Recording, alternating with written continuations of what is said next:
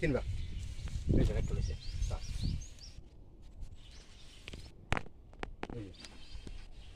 একটা লইছে তার আরো আগু এই সমীর দাসের লাগাবাড়ি।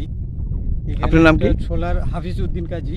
আচ্ছা। এখানে একটা সোলার পাম্প আসে, এখান থেকে আমরা মানে এই জল সাপ্লাই দিয়ে আমরা কৃষি মৌসুমে এই কাজ করি।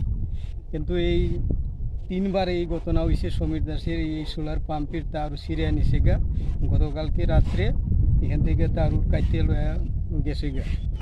এখানে এই কৃষি মৌসুমে অনেক যে পরিস্থিতি, অনেক দিনের যে গাছটা শুকায় যায় গা। আমরা এদিন আমি এই সোলার পাম্প থেকে আমি পুষ্কুনির জল সারছি, মাছ মইরা গেছে গা। আমরা উপকৃত হই, এই কৃষক এই পাম্প সোলার পাম্প ঠাকুনে আমরা উপকৃত হই। আচ্ছা, এই যে 6 পরিবার এটার থেকে উপকার পাইতে উপকার পাইছি আমরা। হ্যাঁ, জলের ব্যবস্থায় কৃষিকাজে কৃষিকাজে কত জমি আছে এখানে 6 পরিবারের?